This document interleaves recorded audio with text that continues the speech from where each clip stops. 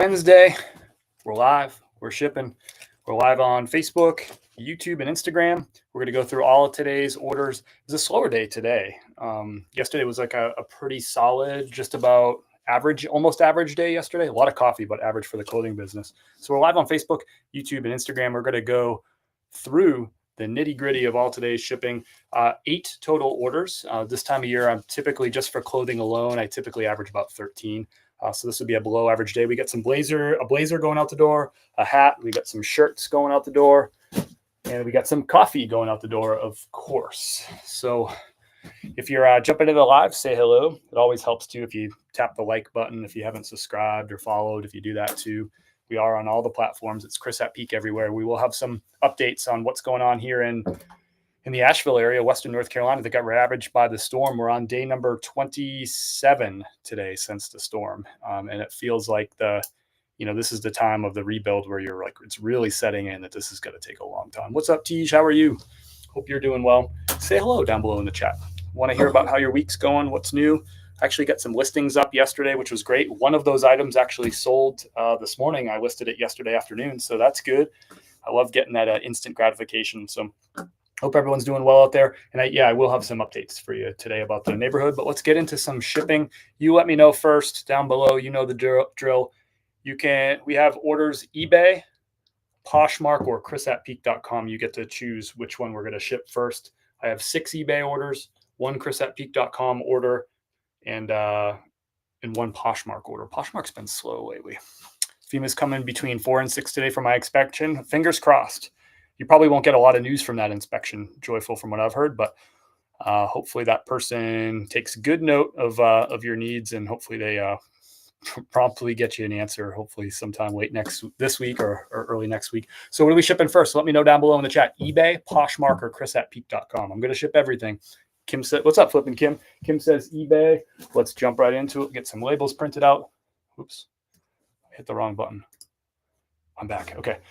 Are we doing good on sound, by the way? Let me know if sound good or sound bad. We had some sound issues on the live on Monday, so hopefully we teased that out. I hope we fixed it. Hope. All right, let's print out these labels. Really though, fingers crossed for that FEMA inspection. I know you got a lot wrapped up in that. I hope you get as much help as you can possibly get. All right, let's get shipping. So 8 total orders. This will be a shorter live, and feel free to ask any questions about my business or reselling. I do these lives as a way to share with you exactly what's selling for me on eBay, on Poshmark, on Mercari, and Amazon, and show you exactly how I'm making money on these things. So let me know if you have any questions. I love hearing about your business too. So please share good finds, good flips, sales. I love to hear about it. So here's a sale from yesterday. Listed this yesterday. I found it right before the storm. I went thrifting on the 26th. The storm rolled in on the 27th. So finally got this listed up yesterday. It's funny. It's like my business stopped like 27 days ago, and I just picked it up yesterday and started listing items that were items that I literally picked up. Usually I list stuff within like a couple of days anyway. So anyway, Psycho Bunny. This sold for a best offer $37. I picked this up at a Goodwill locally, actually in Hendersonville. I paid $5 for this. I picked up 2 Psycho Bunny pieces, both big sizes. This one's 3XLT. It's like a t-shirt hoodie. So $5 sold for $37, not even 24 hours. This was listed. So that's great news. This is shipping USPS Ground Advantage. The shipping label is going to cost me $6.66. Thanks for letting me know about the sound being good. Just me. Appreciate that. Thank you, Bossy. Love to hear about how your day's going. What are you up to? You working? You chilling? I guess it's getting late in the afternoon. Some of you might be done work already. What is happening on your end? Thank you, Liam, for your order. This is going to Rockland, California. USPS Ground Advantage to California. This could probably take, on average, about 5 days, maybe 6 days to get this out to California. And again, the shipping label is $6.66. I buy the shipping labels right through eBay I get a discount by buying through eBay. What kind of printer do you use to print your labels? Looking to buy a new printer? Bossy, awesome question. I use something called the IDPRT SP410. You're going to forget all that. That's okay. If you go to my profile or you go to chrisatpeak.com, I have a little section that's tools to sell online. If you go there, you'll find all the tools, shipping supplies, all that, including that printer. I think I've had this printer now. Let me think. I got this in 2021. Did I get this printer? 2021, I got this printer. So I've now got it in June of 21. I've had it for 3+ years now. I mean, I've printed tens of thousands of labels through this thing. It's crazy. It is a freaking workhorse, and it's a great value. There's some like big name brand printers out there that cost twice the price. This one's usually right around $100, sometimes a little bit less. And it is a workhorse. Never had an issue with it. The IDPRT SP410, find it on my website or chris@peak.com. Remember, if you do buy stuff through those affiliate links, like those Amazon links, it does get a little kickback to me too. It doesn't increase your price. You still get the same low price, but I get a little piece of the action, so to speak. But that's everything that's linked there are products that I actually use, including that printer right there. Just got done shipping, going home to make drafts. Nice, Kim. Are you working you doing the nursing work today? Or are you off? Or Kim's always hustling. Next up, we got an order for Kate Carhartt. People get all crazy about Carhartt and get really excited about finding Carhartt. For me, it's kind of more bread and butter status. It doesn't always sell. I mean, some pieces, like any brand, sell really fast. Others are just kind of whatever. This took, I think, 3 months to sell. It's a flannel Carhartt size medium, and it sold for $21. So $21 for a flannel shirt in the fall really isn't that awesome. If that was like a Ralph Lauren flannel, I would sell it for more than that. An Untuckit flannel would get more than that. So some pieces from Carhartt are fire. Jackets can be fire. Overalls can be fire. The FR stuff, the flame resistant stuff, sells a little bit better, but Carhartt isn't like what it once was for resale. It's just such a common brand. There's so much supply of it out there. This one is shipping out to New Mexico. The shipping label on this one was $9.15 for the Ground Advantage. I was going to switch over to the, this is news for you, maybe. I was going to switch over to the padded flat rate envelope, because those are $8.95 anywhere they ship in the country. As long as it fits, it ships for $8.95. But I guess USPS just raised their rates for the holiday like they do every year. So now it was $9.80 for the padded flat rate envelope. So it was actually cheaper for me to do $9.15 for Ground Advantage. They do it every year. They raise the rates like October through like the first week of January for the holiday season. And I guess they must have just did it. I've been a little bit away from the news. So what's up, Tej? I've been a little bit away from the news, so that might have snuck in underneath me. They usually do the update on a Sunday. So my guess is they probably did it 2 days ago, which would have been the 21st. Is that right? No, 3 days ago. Would have been the 20th. That's my guess. If any of you smarty pants out there know when did USPS do their holiday rate increase? I'm guessing it was this Sunday. Might have been last Sunday too. I don't know. Next up is an order for James. This is Columbia. If you price these right and get nice pieces, Columbia still sells for me. It's not going to make a ton of money. This one I paid $5 for. It sold for $15. Actually, no, I got this down in Florida. I paid $3 for this and it sold for $15. It's not great profit, but it sold. This took 2 months to sell. And yeah, it's not my favorite thing to buy and sell, but it fills the cart sometimes and makes money. It's a size extra large. It's an omni shade.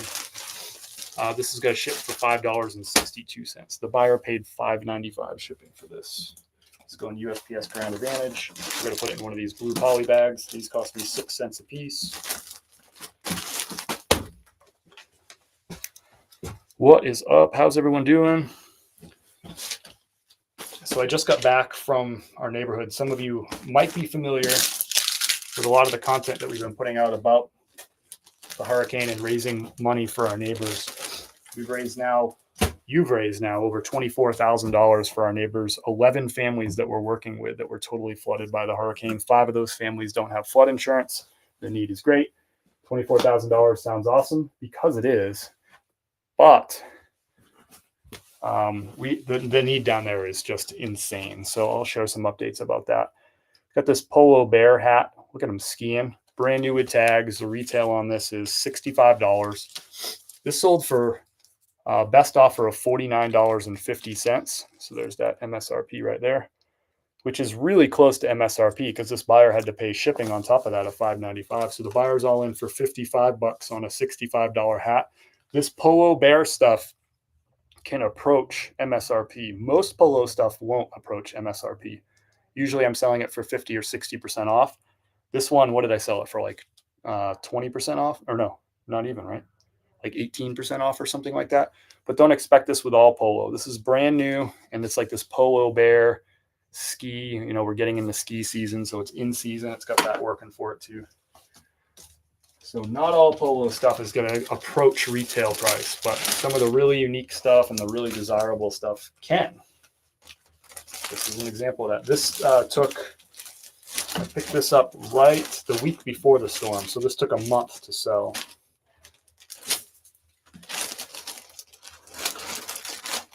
Love selling the Polo Bear stuff.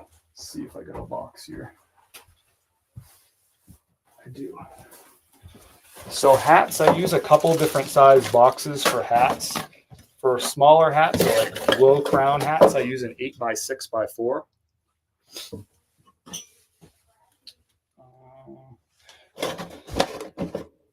For high crown hats, sometimes use a 10 by 8 by 6, but there's another size I sometimes use. I think it's 7 by 7 by 7. But since this one doesn't have that high like crown on the top, and it's not flat brim, I can get it into one of these. And these boxes are cheaper because they're smaller, and they weigh less, so I can ship them for less. This is going to Rosie. This is shipping internationally. So I'm shipping this through eBay's international shipping program. It means I ship it to Glendale Heights, Illinois, and eBay is going to take care of the rest. So all I collected was $5.95 from the buyer for shipping to ship it to Illinois. And then eBay collected the rest of the shipping. They collected the international stuff, the international fees, the international shipping, all that. They took care of that. I don't even see that on my screen, whatever that eBay took for that. All I see is my part. So I got $49.50 plus $5.95 shipping. It's going to cost me $507 to ship this to Illinois. That's not the right shipping label. This one is. So easy to ship internationally through the eBay. I guess they call it the international shipping program. They used to call it the old program, global shipping. But either way, it's easy. That's out the door. Pretty quick money on that. Easy to list the brand new hats like that too. Got another eBay order. This one, I'll show you. I'll open it up. It's a Ralph Lauren blazer. This is bread and butter for me. I'll show you how I evaluate blazers as I pick them up at thrift stores and garage sales and stuff. So obviously the first thing I'm looking for is the brand. I pick up a lot of Ralph Lauren. Next thing I look at is the size 46L and larger, like so 48R and all, 50R, really 46L up are the better sizes. So that's the thing I'm looking for. I'm also looking for the material, which is on that tag too. This one's 100% wool, which is the most common thing you'll find. And the last thing I look for is the pattern. And this pattern is a really good +1. So the size is a +1 because it's 46L. It's a good size. But look at that pattern. It's got herringbone. It's got like a subtle blue stripe in there. So it's got that like just classic look to it. So I paid $7 for this at a thrift store. It sold for a best offer of $37.79. I don't pick up all Ralph Lauren blazers, but if it has a nice pattern and a good size, I'm all in. If it happened to have like silk or linen, I'm all in too, even on a smaller size in that case. So it's always a formula. You're looking at brand, size, material, and pattern. And if you look at those 4 parts of the formula, they all have value. If you have like 2 out of the 4 that are good or 3 out of 4 that are good, then that's a pickup for me. I'm happy to answer like follow-up questions about that. But this one's a great flip. $37 into $37.79, and the buyer is paying for the shipping. The shipping I charged was $9.95, and my shipping label in this case is going to cost me $6.09 because this one's only going to Ohio. If it was going to California, it probably would have cost me like $11 or $12. So this is going to Erin. Going to put this in a 14 by 20 poly bag to protect it. And then I'm going to put it in, this is a 14 by 19 poly shipping bag.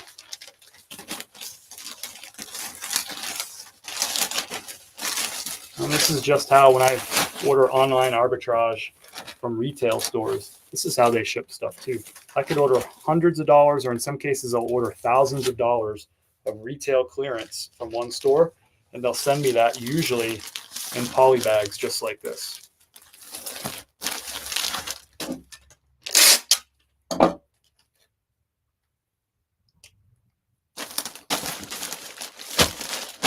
Thank you, James, for your order. Again, going to Lancaster, Ohio. Sometimes people will give me a hard time when I have like higher priced items that sell for like over $100 and I put them in a poly bag. They say, Chris, what are you doing? You should put that in a box. I'm like, why? If retailers are going to send me stuff in bags like this with thousands of dollars worth of merchandise in it, why wouldn't I do the same thing as these really smart Fortune 500 companies do too? So there you have it. What's up, Ben Beautiful? Thank you for your order. I'm going to get you some decaf. That'll come in on Thursday, and then I'll ship out your order, Ben. I saw your note. Thank you. Hey, Nancy. Thank you. I appreciate that. If you do want to contribute to our fundraiser, and this is for everybody, not just for you, Nancy. If you want to contribute to the fundraiser, you can go to chris@peak.com, or there's a link up above or down below, or you can see the URL right there, chris@peak.com, or you go to my profile. If you're looking for the links, you'll find the links. I promise you. I promise you. What's up, Sid? Haven't seen you in a little while. Hope you're doing good. Got a couple more orders going out the door. And I said I'd give you some updates. I'll give you some updates. So I just went down to the neighborhood now. I talked to Bob. So you might have heard me reference Bob and Margie. They were one of our neighbors that was flooded. So I got a chance to sit down in their living room for a little bit, catch up with them. I hadn't talked to them in a couple of days. Yesterday, they had the crawl space company come out and rip out thousands of pounds of soaking wet insulation. And this was yesterday. So this is 26. We're right now 27 days after the storm. Yesterday was 26. So 26 days after the storm, after the flooding, they pulled out thousands of pounds of heavy wet insulation, soaking wet, dripping wet insulation. And all the ductwork, all the HVAC ductwork got ruined by the flooding. So all that stuff has been ripped out and trucked away, which is good because getting trash out of here is challenging. So that was good. And they did like all the mold remediation stuff. They said they didn't really see any mold under there. There was a lot of wetness to the structure, not really to the floors in their case. Their house sits 1.5 feet higher than the other homes in the neighborhood. So it seems like that saved their floors, but everything below the floor had to get ripped out. Now they have fans in there blowing to dry that all out. It'll take about 7 days to dry out underneath there before they can get new insulation put in, a new vapor barrier put in, new ductwork put in so they can get heat again. So that house, even though it didn't flood inside the house, that house still doesn't have heat and still doesn't have like any insulation or stuff in the bottom. And that'll be some time. Also, while I was there, Bob got a call from the insurance company. They still haven't reviewed his claim. We're at 27 days since the storm. He's submitted all his stuff, but they haven't reviewed his claim yet. So they haven't seen a dollar, not a penny from the insurance company. And he has 2 insurance companies here because their car was totaled. So that insurance company, they haven't received a penny from. They've towed the car away, but they haven't given him a check for that yet. And for his home, they haven't reviewed his case either. So 2 different insurance companies, same person, car and home. And he hasn't seen a penny, not one dime, not one quarter. Not one nickel, nothing. So you helped us raise $4,650 to put the down payment for this company to come in and do. It was really over a full day's of work. They came on Monday and then finished up on Tuesday. So it's a lot of like grunt work, like ripping out all this insulation, ripping out all this ductwork, spraying for like the mold stuff. And, I'm sure there's other magic work that they do too. And then leaving behind like all these fans to dry it out and stuff. So you paid for the down payment of that $4,650 to make that happen, because at this point, Bob and Margie don't know if that's going to be covered by insurance. They just don't know. Their claim hasn't been reviewed yet. So not only have they not received the money, they don't know what things that they've submitted for are going to be approved or not approved. The insurance company kind of holds the power there. So without your contributions, without that $4,650 that we took from what y'all raised, without that money, that house would still be a wet mop underneath, and there wouldn't be any drying happening right now. So nothing can happen to that house for rebuilding, for putting in HVAC, for putting in insulation and all that stuff. Nothing can happen until that dries out for a week. Of course, nothing more can happen until they get some insurance money too, but your $4,650 helped them put the 25% down payment on that and get that process started. Think about how huge that is. They were so grateful when I was down there. They're so happy to be able to take one step. Can you imagine? They're sitting in their house. They got flooded 27 days ago. I'm sitting there talking to them, and they still haven't got a dime from an insurance. They don't know what's going to be covered, and they're just kind of sitting at a standstill. So the insurance company didn't help them, but you guys did. You came in. So that's the type of stuff that your money is going directly towards. I put cash in these people's hands. You put cash in these people's hands so they can literally go start taking their homes back. This will not be a complete home that they can spend a night in for still some time to be, but you help them take a giant first step, which is get all that water out from under there. Bob's 82 years old. He's not cleaning the insulation out of his crawl space. He's not ripping out ductwork, and he certainly doesn't have expertise to do mold remediation and do all that mold fogging and all that stuff, and to haul all that stuff away to the dump is crazy. Your money paid for that, and that's I'm really grateful for that. Bob and Margie are really grateful for that. It just feels so good to take one step towards their recovery while they're sitting there waiting for insurance. And just, meanwhile, they're staying at a friend's home. During the day, they'll spend like a few hours over at the home, like, cleaning stuff up and organizing stuff, and they're just in a standstill. And you guys helped them take a giant step forward. It's crazy. Thank you, Nancy. I appreciate your contribution. Hey, Mom. Mom's in the house. Hey, Mendy. Might be an interesting view to show how your house is outside as opposed to some of your neighbors, maybe because of the way your house is situated. Yeah, I could try to show that. It's just because I'm up on a hill. So I don't know if I can how to capture that on video. I could show you how my house sits on a hill. I'm not sure. Is that what you mean? Like show how these folks are just further on down the hill. So they're down by the creek at a lower elevation. So they got flooded and we didn't. I guess I could try to illustrate that. Who did I miss? How's y'all's week going? And thank you so much. I really appreciate it. I'm trying to think of another update I have from the neighborhood. I talked today with Megan. I haven't met her husband yet. So it's Megan and Travis is another couple of another family that has been impacted by the storm. I'm going to share a video. I recorded our conversation. Just a crazy story. This is the first that I got a chance to really talk to Megan besides like a phone call and some text messages. That's the thing. These people who are impacted by the storm, I can't just walk down to the neighborhood and talk to them on any given day because they aren't living in these homes. So they're not there. So I have to catch them. And so Megan had texted me earlier today and said that she was going to be over there for an hour or so. So I jumped in the car, went down there and connected with her. I captured some of her story of the storm. I'm going to share that in a video once I get that edited up. But ultimately, I showed you a home and did a video. The names are Jody and Crystal. And I showed you the home that got picked up off its foundation and then floated a few yards down the creek. They have a crazy story associated with that. Jody and Crystal, that's Megan's sister, and they live like 60 yards from each other. And then Megan and Travis, their mom lives there. So their family, they have 3 homes right there, like all next to each other. All 3 of them flooded, all 3 of them total losses. Right there. So she was telling me the story about how wonderful it was to live on that property, with her family and have the support of her family right there. But that also meant that they suffered the storm together, and now they can't support each other really now because none of them has a home that's livable. All their homes are totaled. So I got a chance to just spend some time with Megan today and just kind of learn about their story. And, it's tough. Those conversations don't get easy. I've been having a lot of those conversations. That's the 11th family that we're working with that you're supporting financially and that we've been trying to support with, grunt work and just bringing down, solace, advice, sharing, ideas that we've seen work for other neighbors and stuff. But those conversations, that's not an easy conversation. And to record that conversation so that I could share that with the world with the intention of fundraising for them, but also it was really important to Megan.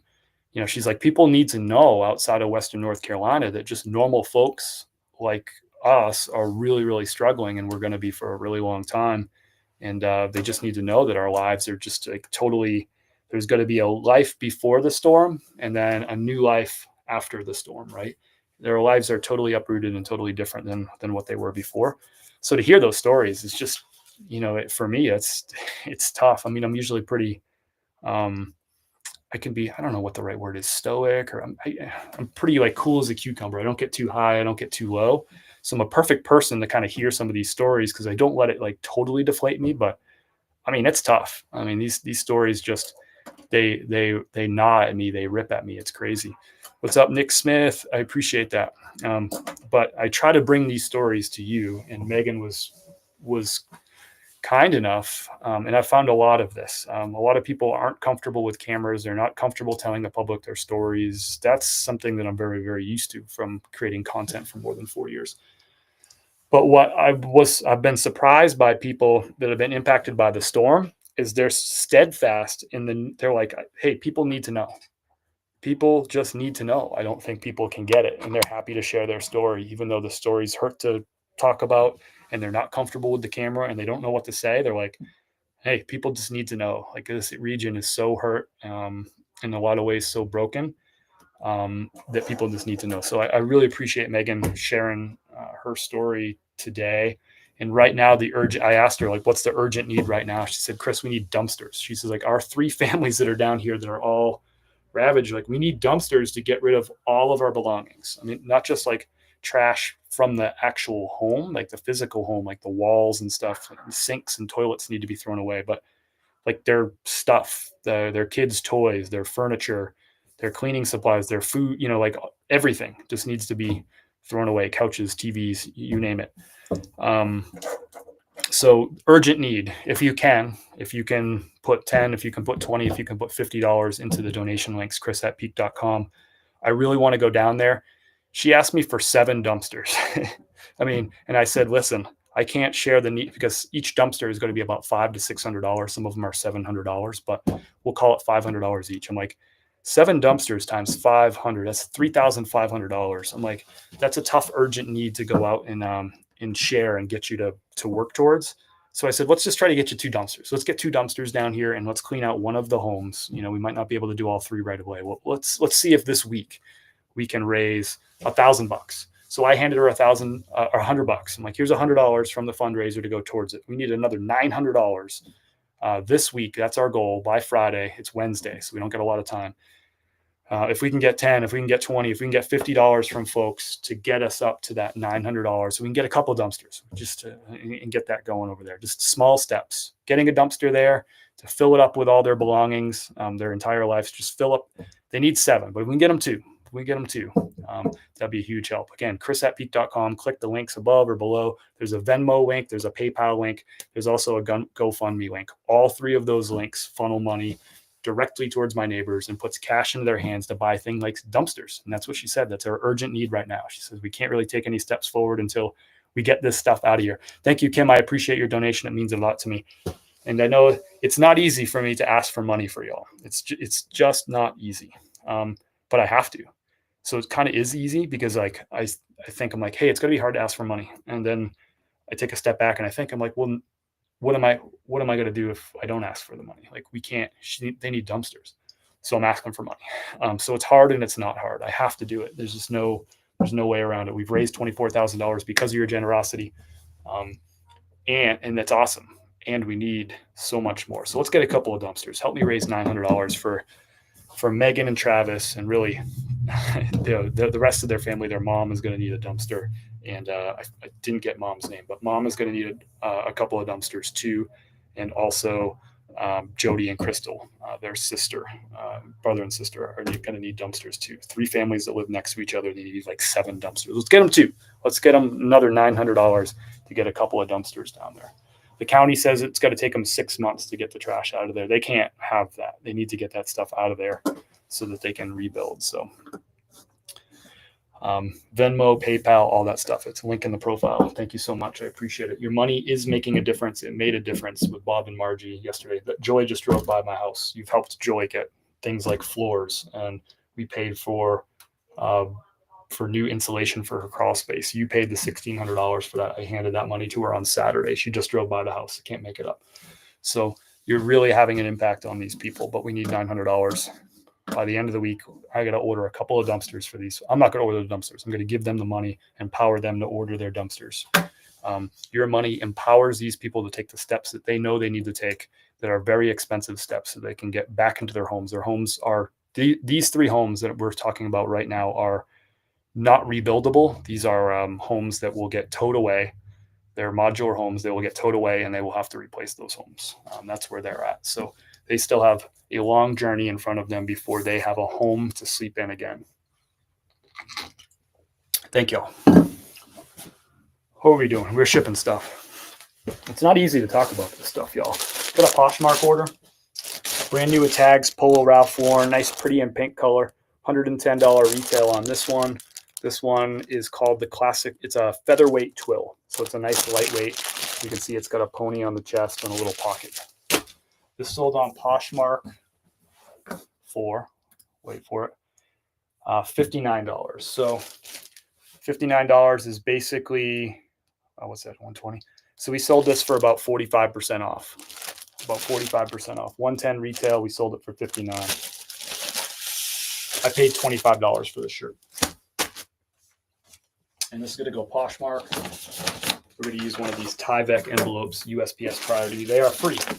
I could ship in my bags too for Poshmark, my blue bags if I wanted to. But this stuff from USPS is free, so we'll use that. This is going out to Molly. It's going to Sanford, Connecticut. I know Sanford.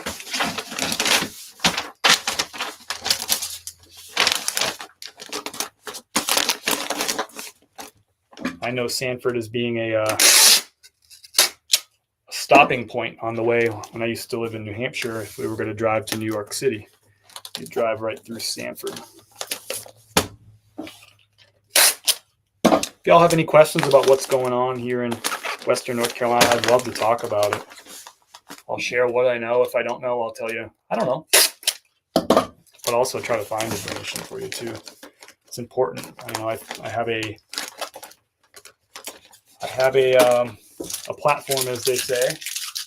If I can use the platform to explain to people what's really going on in Western North Carolina, I'm happy to do so.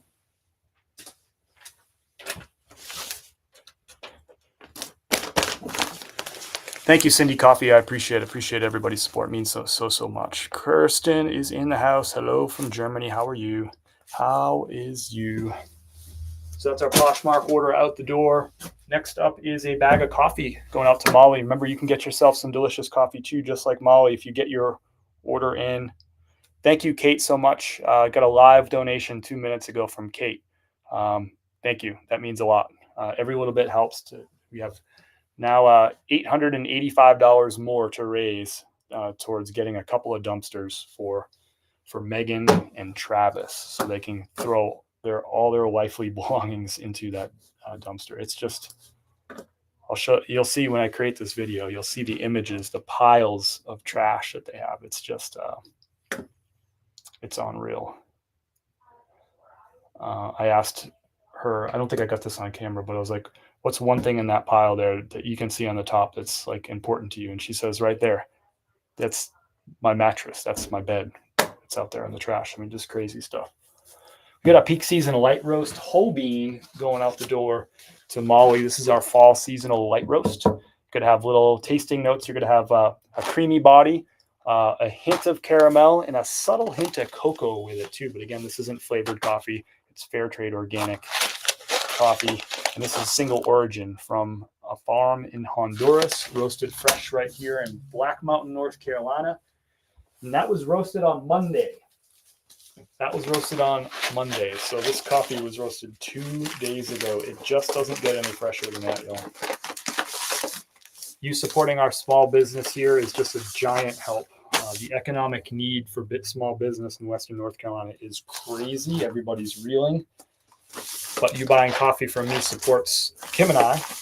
It also supports Dynamite Roasting, who roasts our coffee. Another small business. They have 15 employees. They actually don't have 15 employees any longer. Through the storm, for a couple different reasons. They ended up losing a couple people. So I think they're at 13 employees. So a true small business. Remember, the Department of Labor defines a small business as any business with 200 or fewer employees. So Dynamite is a micro small business with 13 employees. So you're supporting us, you're supporting Dynamite, and both Dynamite and my, and our company, Peak Coffee and Outfitters, we are supporting our neighbors and spending that money in the community as much as we can, over tipping staff in the neighborhood. So if we're strong, we can help continue to make other people strong. It's so important. They say 68 cents of every dollar spent at Western North Carolina businesses stays in Western North Carolina, because those people use it to buy groceries. They use it to support their other local businesses. And those of you who are small business owners out there, that like those of us who own small businesses just have this like predisposition, this slant that we want to support other small businesses. So, I mean, by supporting a small business owner, that they're going to go spend that money locally as much as they possibly can, because it's just built into being a local small business owner. It's like it's who you are. So that's what you want to do for other people. Anyway, thank you, Molly, for supporting us. There is also there's a link on our coffee website if you want to donate coffee to our neighbors, and donate coffee to relief workers and people that have been impacted in our area. There is a link. You can click up above or down below, go to our coffee website, and there's a link that says donate coffee to our flooded neighbors. You won't get charged for shipping on those bags, and that allows me to bring bags directly to people. And I got news for you. Should I share this news? Do you want news? I got something exciting. I think I'm ready to announce it. I'm not sure. I think I'm ready, but maybe you can talk me into it. Thank you, Molly. And if anyone else wants to get you a bag of coffee, you can ship it out right here on the live with a big dose of gratitude. I'm going to share a couple of thank yous too for some people who have donated over the last 24 or so hours. So let's take a moment to share some gratitude. So Julia F. came in from Gadsden, Alabama, and bought a bag of coffee to support our flooded neighbors. So thank you, Julia. That means so much. And that came in this morning. And then yesterday, Terry came in and bought a bag. So Terry M. from New York, bought a bag. So thank you so much. That those donated bags go a long way. Thank you. I lived through Harvey in Houston. It will get better, but it takes lots of money and sweat and tears. Your area needs help now. Yes, we need it now. We need it tomorrow. We need it yesterday. We need it. Yeah, it's going to be a while. It's really setting in how long-term this is going to be. The needs initially are so urgent. It's just like literally saving people, getting people access to their homes, getting food and gas and getting like power back and stuff. Those things were like so urgent. You couldn't really think too long-term. But now that we're sort of coming out of that and we have power, we have internet, we have access to food, we can get gas at gas stations, we can get access to roads and stuff. We can drive around. They're not blocked. Some of them are blocked, but not as much as before. That allows us to start focusing a little bit more long-term. And the long-term is scary. It's intimidating. It's unreal. What's up, M. Joe? Appreciate you being here. Always good to see you too. I also had one Amazon FBA order. So FBA is fulfilled by Amazon. I don't have to ship those orders, what's sold. I like those orders because that means I don't got to do any work. So got to show me what it is. It was if you care, it was a pair of Reebok, brand new Reebok running shoes. It sold for $60 on Amazon FBA. So Amazon shipping it direct to the customer and handling the customer service. It is a beautiful, beautiful thing.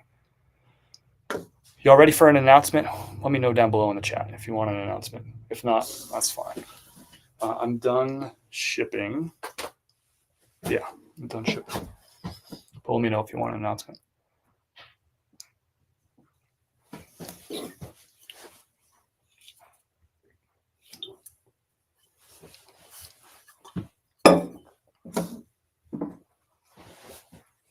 And I was going to thank a couple more people for donations too. So let me go through my different accounts and get some donations here.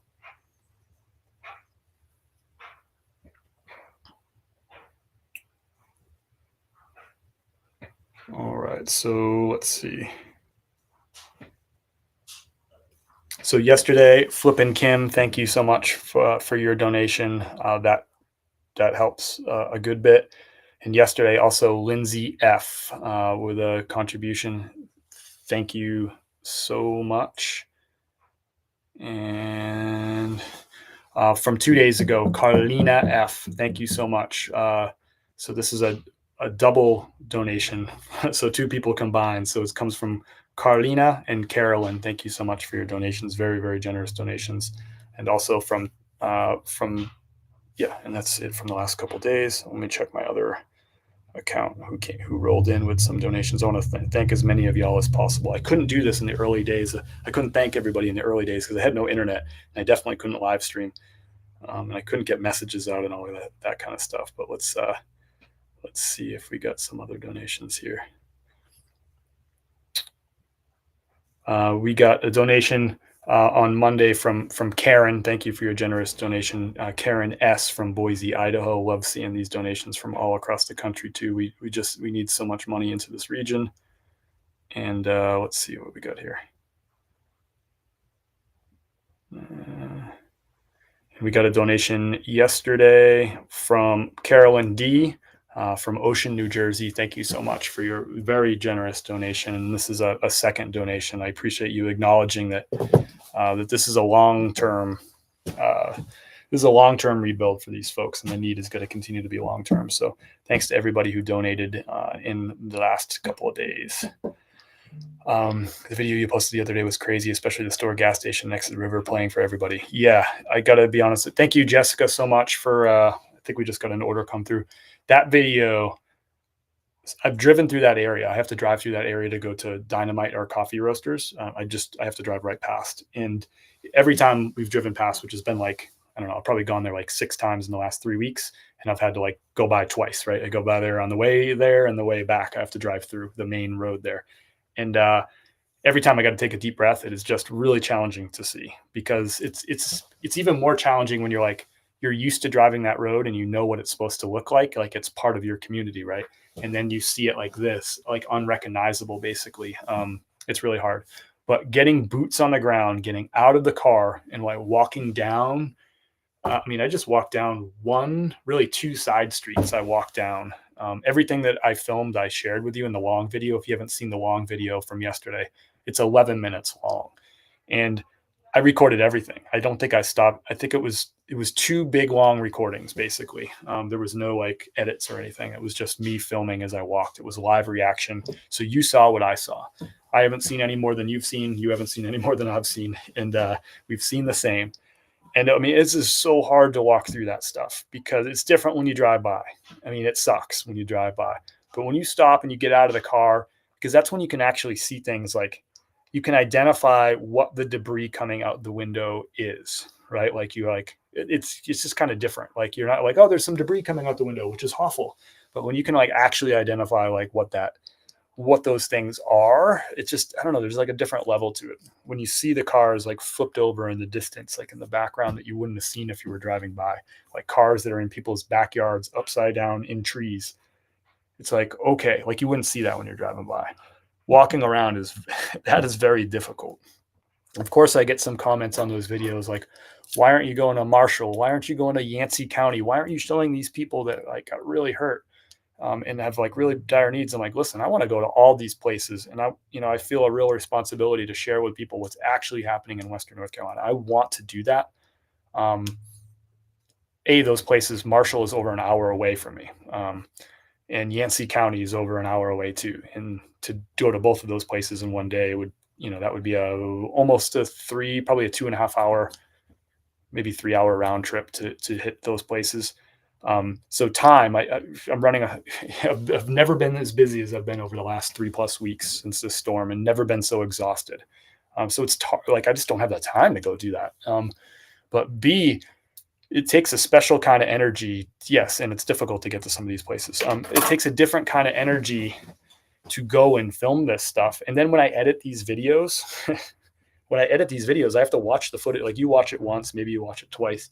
I'm like watching the footage like dozens and dozens and dozens of times, making these edits and adding captions and cutting the video so that it sort of makes sense and flows together. Like I'm just looking at these images over and over. So this does not come without its toll. I'm up for the challenge. It is, but I just want to be honest with you. Like it's a real challenge. Like A, walking through and seeing the stuff, and then B, having to rewatch the footage of that over and over. I'm here for that challenge. I'm not asking. It's not a woe is me thing. I just want people to know that that's like real actual work. And it's real actual hard work. It's not easy for me, and it's not what my profession is. Remember, I sell clothing, shoes, and coffee online. I'm a career coach by trade. That's what I did for a decade before this, and before that, I ran restaurants. Filming, filming devastation and destruction is just not on my resume. So I think it would be hard even for somebody who has done that for years and years, right? It's taxing, but for me, it's probably extra taxing. It's just not what I've done. I don't have like background as being like an EMT. I don't have any sort of like military background where I would, be in like a war zone sort of environment. Like I just don't have that. I'm just a dude who runs a coffee and clothing business out of his house and wants to share with the world what's happening as a real person. Like what's from my perspective as a small business owner in Western North Carolina, like what's going on with my neighbors, what's going on with, And I didn't think I was going to do anything beyond my neighbors, but I got so many comments and questions from people that they wanted to see what's happening in other places in Western North Carolina that I felt a responsibility to answer those questions for people and to share that story too. The focus is going to continue to be on, like 90% of the focus is going to be on my neighbors. And I think that's the right way to approach it. Help your neighbors first. If we can rebuild our neighborhood, our community, then they become assets and then they can help in a broader area. So I think it makes sense to focus there. It also makes sense to focus there because it's a 5-minute walk for me to walk down. I just have to go around the river over the bridge. It's a 5-minute walk, or it's a 1-minute drive for me to go down there. So it's easier for me to build relationships and to have an impact on fundraising. And it's different if I drive up to Marshall and I say, hey, I live in Fletcher, an hour and 10 minutes away, and I want to help. People appreciate that, but there's a different level of trust when I introduce myself as like, hey, that's me. I live around the corner at that address, the greenhouse. And they're like, oh, okay, yeah. It's different when I say like, I want to go down and help in that. So it makes more sense from a time perspective because I don't have to drive an hour and 10 minutes to go introduce myself to somebody, but it just makes sense. Like rebuild your community. And once your community is strong, go out and help others. To drive by my neighbors as they're struggling every day, like as some people are suggesting, like drive out to these places. Chimney Rocks hit harder. Why aren't you helping them? Like, well, I'd love to, but I don't even know if I can get down into Chimney Rock at this point. I'd love to help those folks. So instead, how about I just walk 5 minutes down the street, whatever it is. It's probably 3 minutes down the street.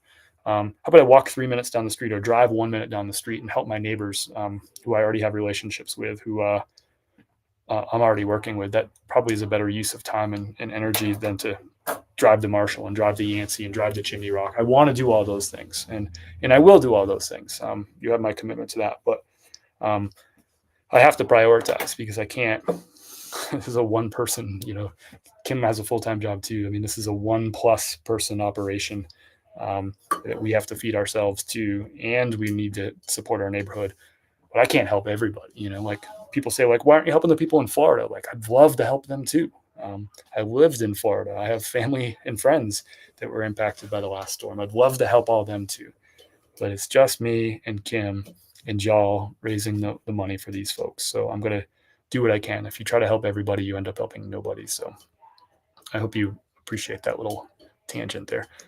It's different for a journalist who's not connected to the area you are filming destruction. Yeah, I think that's a good point. I hadn't really thought of it that way too. Yeah, I think it would be different if I went to, and actually I was going to like use an example and pick somebody's town, but I don't even want to project this on it. But if I went to your town and you were experiencing this and I was capturing the story and filming real people and interviewing real people and and filming the destruction, I think it would still be challenging, but I don't think it would be as challenging as doing it to your own community. I mean, I know what it's supposed to look like, I know whose business that is in some cases. That's a business that I used to go to in some cases, and now I can't, right? And that hits different, and I think that's a little bit more taxing.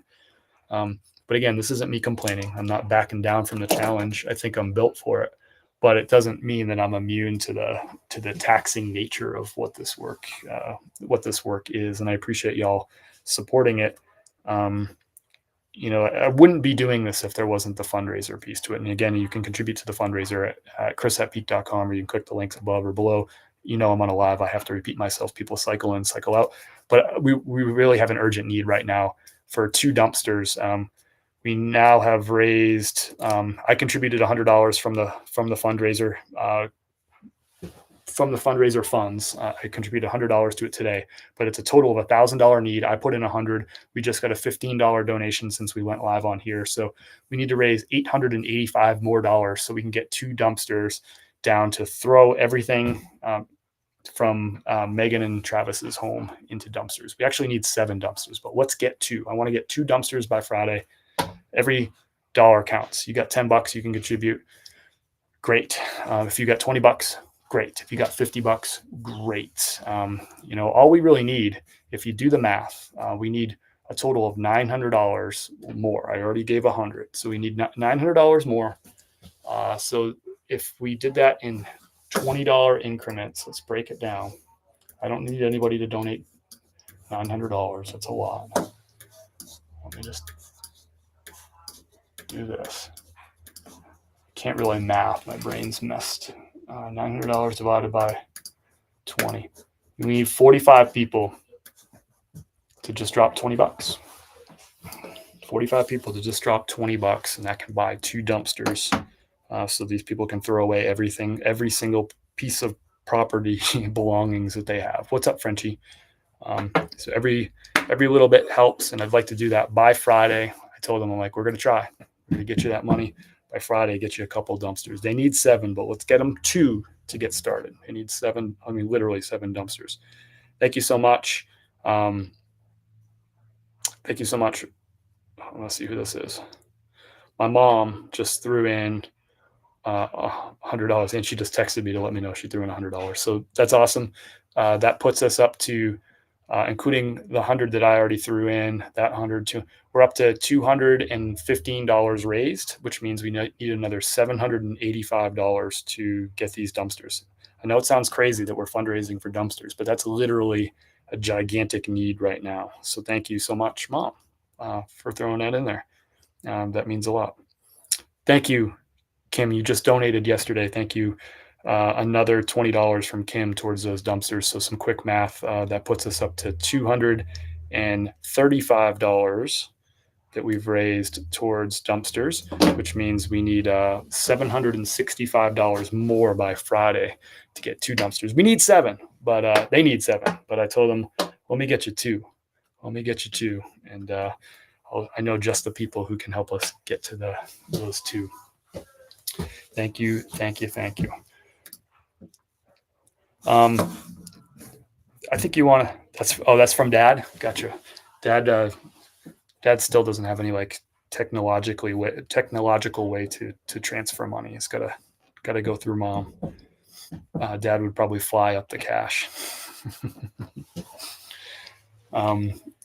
Thank you, Dad, for that contribution. That means a lot. All jokes aside, I see you flipping, Kim. Thank you. That means a lot to me. That means a lot. And Jessica Henderson, thank you so much. Jessica came in amidst all this generosity. I missed a coffee order. Let's get that shipped out. We got 2 bags of Chris at Peak medium roast, the OG, the original.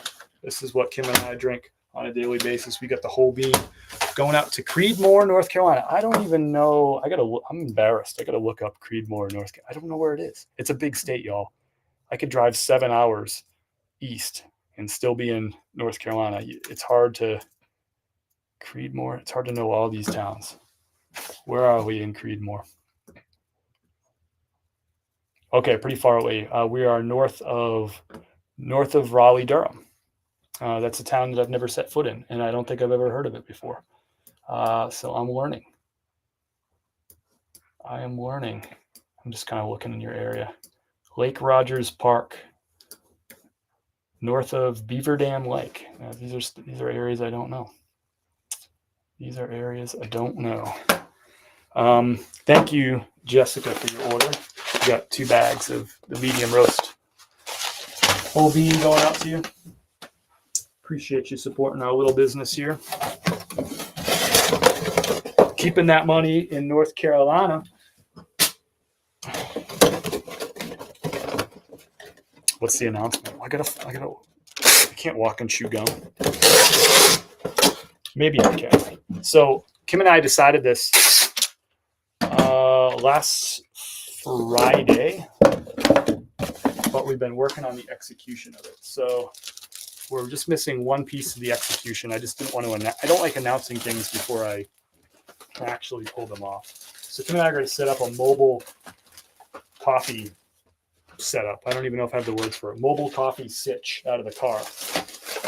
And we're going to brew a whole bunch of coffee, and we are going to go out on the road and get coffee in the hands of people who are doing some great work here in the area. So we have volunteers that have come in from all over the region and all over the country that are volunteering to go do demo work at people's homes, to help them drag trash out of their homes, all this stuff, like groups that have been helping our own neighborhood.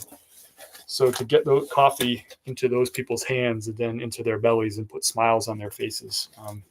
Also, there's relief workers doing that work for businesses. There's line workers from all across the country. There's all these people like coming from everywhere doing demo work, doing electrical work, any kind of work that there can be road work. It's happening.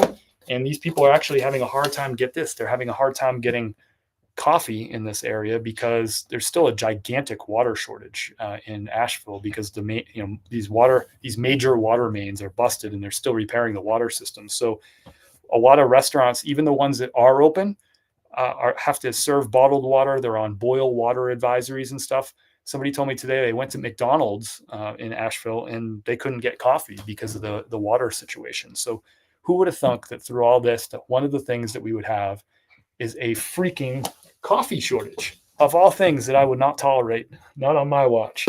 So we decided that we are going to do whatever we can. So all those bags of coffee, through our website, there's a link that says donate coffee to our neighbors. That's how it started. It started because Alicia down there was insisting that she pay me for coffee. And I said, there's no way you're paying me for coffee while you're going through this ordeal. All your coffee is on me.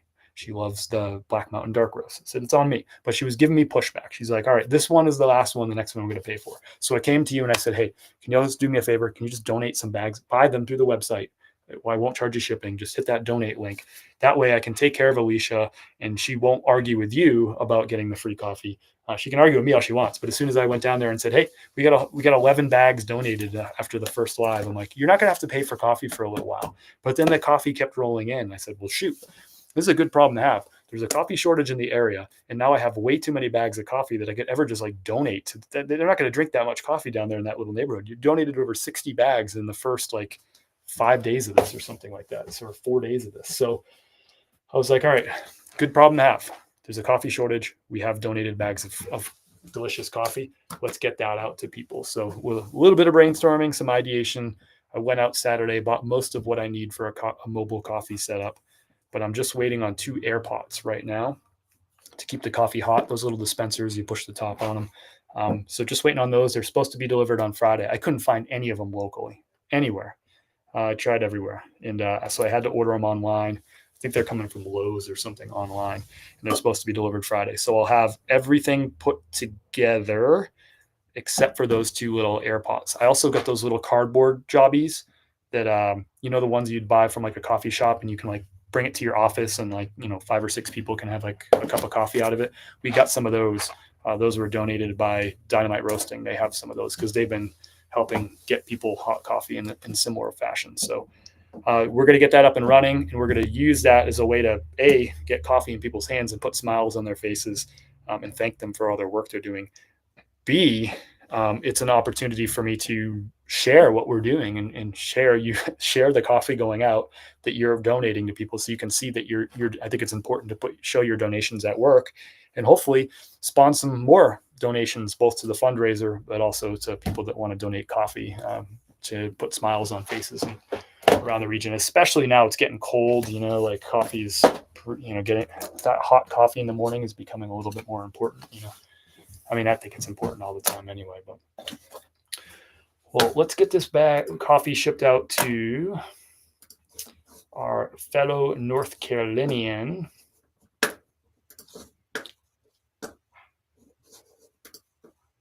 Out in Creedmoor to Jessica. Thank you so much, Jessica. This coffee was roasted Monday, by the way, if you hadn't heard me already say that. So it's about as fresh as it gets. People really appreciate that so much. Yeah, they'll get more work done if they're drinking good coffee. That's a good point, Cindy. If they're going to be here volunteering or they're going to be here with their work, doing relief work, we want them to have good coffee in them so they get more work done while they're here. I like that thought process too. I hadn't really thought through it that way. Thank you, Jessica. It'd be cool if my pen worked. It's not gonna. Let's try another pen.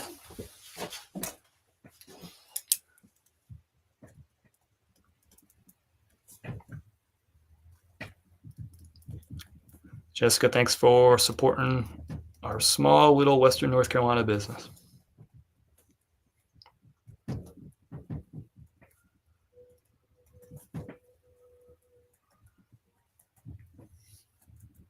Haven't heard many helicopters the last couple of days. That's traffic has really, really slowed down. It was wild for a little while.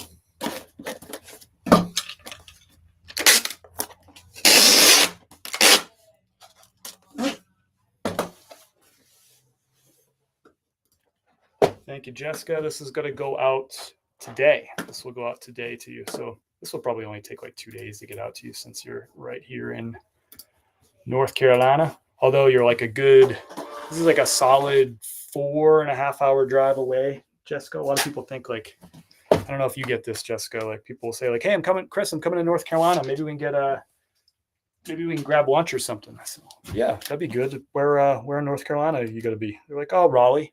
I was like, that's about 4.5 hours away. So it better be a darn good lunch that you're paying for if I'm going to drive 9 hours round trip for it. I'd love to see you, but 9 hours driving for lunch might be a little extreme. But this is going to get out to you nice and quick. Thank you so much for supporting our small business. Jessica, means a lot to me, means so much. We got a donation that came in from Veronica H. Thank you so much.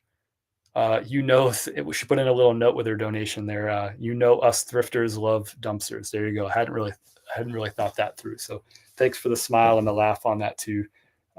Veronica, thanks for donating that. So if I'm doing the math right here, I think that means we've now raised $275 of our $1,000 goal. We raised $275. So we just need $725 more to get 2 dumpsters down there, so that Megan and Travis can start clearing out their houses. They need 7 dumpsters. But I said, let's get you 2 by Friday. Let's get you 2. I used to do events and have 1 or 2 pump pots.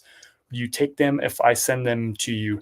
Yeah, that's super generous. That's awesome. I do have 2 that are like already coming, and they're like really big ones. And I like probably did too much research on them to figure out the right ones. That's how I do things. But if you do have 1 or 2, if you wouldn't mind, can you send me a photo of them, like through the messenger? I'd love to see what you got. I do have 2 already coming, but there might be we're going to launch this thing. I don't know how many I don't know how this is going to work. I've never done a mobile coffee thing. This is breaking new grounds. Get it? So I don't know, like once I do, is 2 going to be enough? Is 2 going to be too many? Am I going to need 4 or 5 of them? I don't know. So maybe send me a photo of what you got and let me activate this thing. I think our first day of doing it will probably be Monday, because these are going to get delivered Friday sometime in the afternoon, I'm sure. I'm going to try to take like most of a day off on Saturday and do like normal person stuff. Like we're going to go on a hike. Kim's really excited to do that. So I'm going to try to do that on Saturday and like actually take like maybe most of a day off on Saturday. And then Sunday I'll have like business stuff to catch up on. So I'm thinking that Monday would be a good day to just like, all right, let's go out, let's get mobile. I have first I need to find out like where the people are. So I'm working on that too. I got a couple leads that I'm working on to figure out like who needs coffee and where are they going to be on Monday. So that's kind of the trick with a lot of this. This is stuff I really hadn't thought through. When you're in like one of these situations, like a natural disaster, and there's a gigantic need for a whole variety of different things, it actually turns out it's really hard to figure out who needs what and when, because the needs change so dynamically from one day to the next. So the crazy thing is like finding out like who needs coffee, where, and when. So that we're figuring that out. And I'm sure once we get going, I'm sure we'll start finding the need is greater than we think. But right now, it's just hard to figure out where the need is. Like I know people say that, like, hey, it's hard to find coffee, but it's like, well, where are you going to be Monday at 8 a.m. or 9 a.m.? It's like, and are you going to need coffee then? And how can I get a hold of you? What's the best way to reach you and all that stuff? So turns out to be tricky. Like a lot of people have offered to donate like clothing and shoes and supplies, and they want to donate it and like bring it to the house. And I was like, ooh, I can't do that because somebody might need, to find somebody that needs a pair of women's size 7 shoes. That seems easy, but even if I knew somebody who needed a pair yesterday, by the time you get them to me 3 days from now, that person's need might have already been met by some other means. Somebody else might have got them size 7 shoes now. And now if you bring those shoes down to that person, they're like, no, I'm good. I got some. And they're like, oh, no, really? Take another pair. And they're like, I don't need another pair. Take those to somebody who needs them. They'll never take more than they need. That's the crazy thing about people who have been so impacted by this storm is they'll only take from you what they need. They're not going to stock up on things. We watched our neighbors turn away food, hot food, water, beverages. Like we watched them just clothing. We watch them turn it away because they're like, no, I just got this stuff. I have what I need for today. Give that to somebody else. So yeah, the needs are so dynamic and so it's so tricky. The one thing though that never changes and won't change for a long, long time is these folks need money to go and get things like contractors to do mold remediation and insulation removal. They need contractors to come and install floors. They need money to buy cabinets and countertops. They need money to buy appliances, refrigerators, toilets to build back their homes. They need money for paint and drywall, and those needs, their needs are going to change, right? Once they get the floors in, they don't need money for floors, and they don't need money for a contractor to install floors. But now they need kitchen cabinets, so they'll need money for kitchen cabinets and countertops, right? And then when that's needs solved, they're going to need drywall and insulation, and they're going to need an HVAC system installed. Money solves it all the way along, right? Joy is never going to not need money for the next several months as she rebuilds her home. The needs will change, but the money will help her get it all the way along. Same thing with Mike and Alicia. They have no flood insurance. So they need money for things today. Their needs tomorrow will change the physical needs, but the money can buy those needs. And that's why we're really focused the entire time on this is a fundraiser, is a way to get means. And we put money into people's hands so that they can be empowered to take the steps that they need to take. They know what they are. If we put money into their hands and remove some of those financial obstacles, they can take those next steps. And that's what we've been focused on. That's what you've been focused on. And I'm trying as much as I possibly can to share the story. This is what your money is buying. And yesterday, $4,650 of your dollars was the down payment on getting Mike and Margie's crawl space complete with thousands of pounds of insulation and duct work that was soaking wet from the storm 26 days prior. You had somebody come and remove all that stuff. You put the down payment 25% down for it. It's an $18,000 job.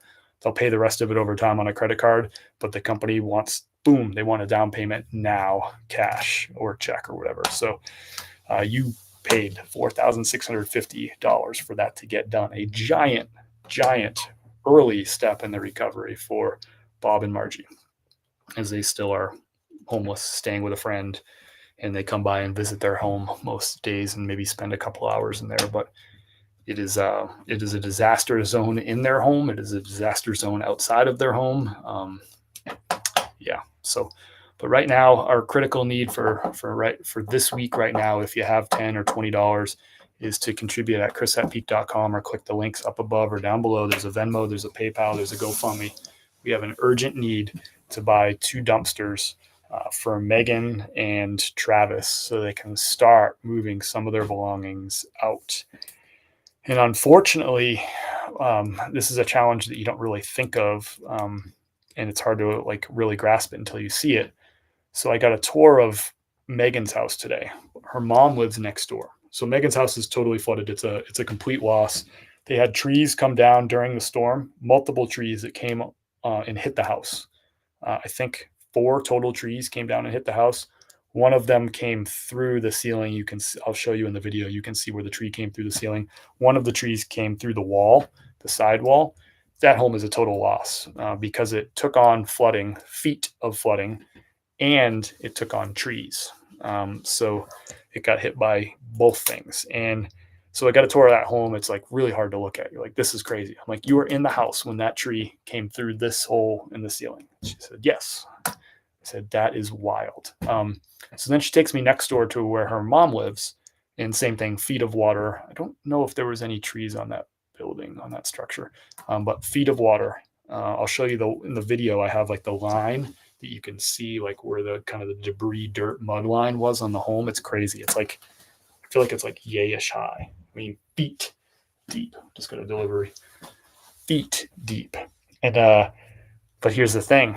The floor is so damaged in that home that all their stuff is still in the home because it's not safe to walk in there. Like you could fall through the floor, and it's raised up with this, so it's probably like 5 stairs up to get into the home. So you don't want to fall through that floor. So I looked into the home and I got this on video that, there's a couch right by the front door, and that couch is just covered in mud.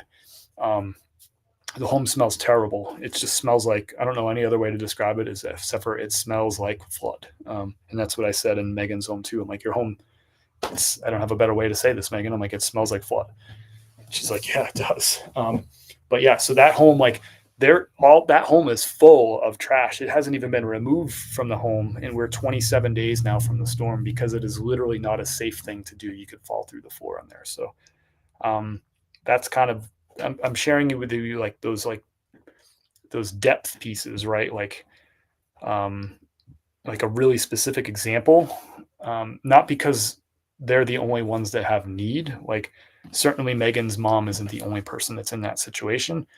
And I don't think she deserves help any more than any other person. But I want to assure you that if Megan's mom's facing that there's probably thousands of homes that are in a similar situation where they're total losses from the flood, and they're not even safe to go into to retrieve like belongings out. And when I say belongings, I mean, get trash out and get the trash into a dumpster and get it out of there. I mean, that's what we're talking about here. We're 27 days in, and literally they can't even take what is typically about once you get safe out of the home, the next thing to do is to start getting all the damaged stuff out, all the trash and all the belongings you're to keep. That's this next step. That's what people did next, right? They got to dry ground, they got dry clothes on, they got safety. And then the next step is going through all your belongings and separating trash from keeps. And they can't even do that at this home. And we're 27 days into this now. 27 days, can't even do that. So when I say the needs are great and they're going to be long-term, I mean, we have some people who literally aren't even at step number 2.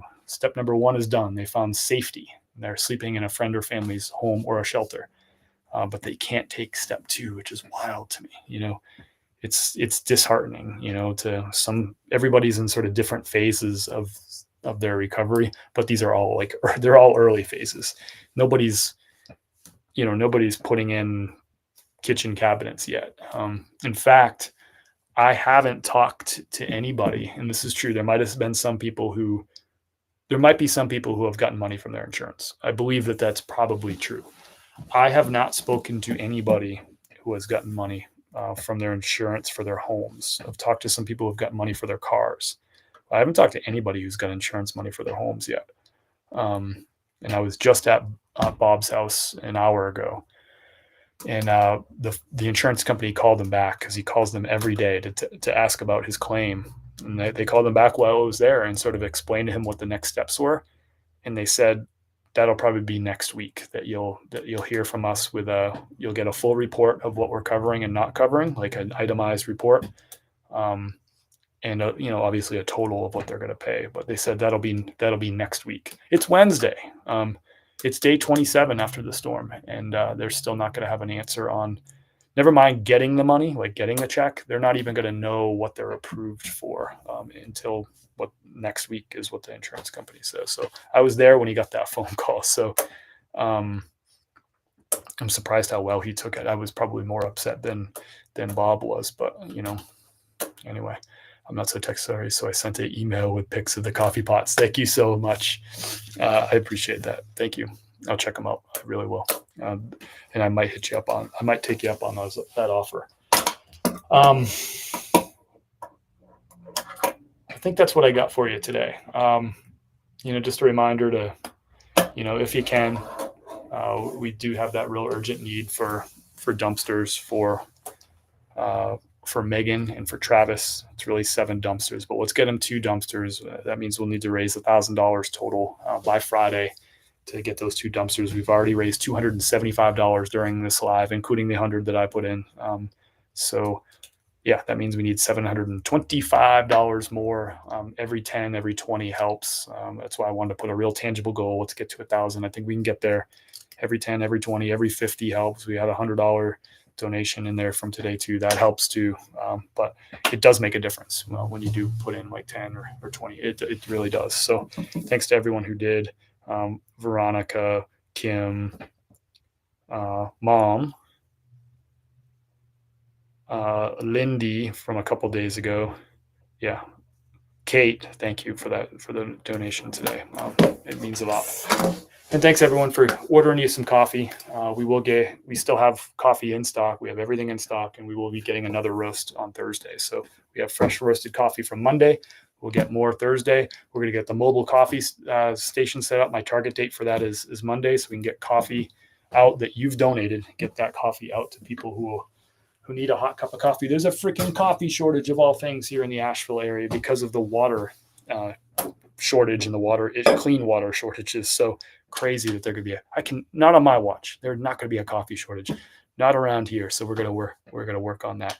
And thanks to your help with that, you've donated over 60 bags of coffee towards filling up my neighbors with coffee and filling up all these relief workers and volunteers who are coming to the region, leaving their families for weeks at a time and working 12, 15, 17-hour days to try to get Western North Carolina back operational again. And so thanks for contributing to that cause. We're going to go out and get that mobile coffee station up and running, and you can support the mobile coffee station by donating bags of coffee at chris@peak.com.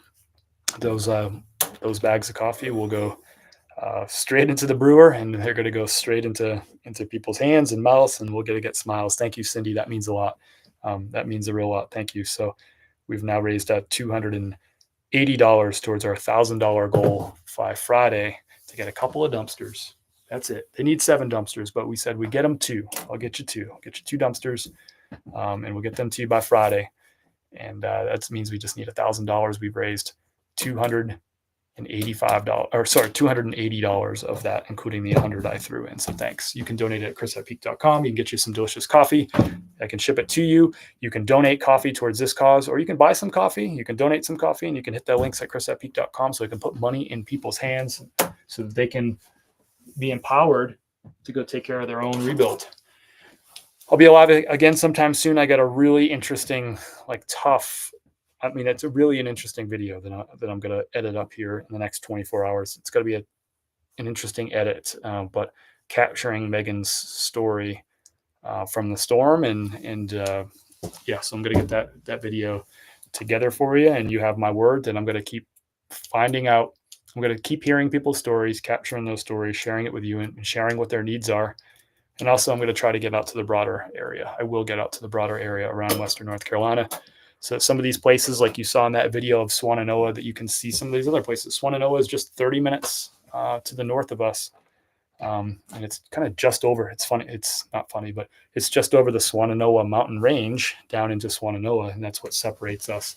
So Swannanoa would be closer, but we have to go around that range, if that makes sense. So, but it's 30 minutes away from us. And you saw that video from yesterday about how ravaged that area is. And if you're interested in seeing, Western North Carolina and how it's been impacted, I'm going to bring you that story. And it's not a fun story to record or tape or tell, but I'm going to do it.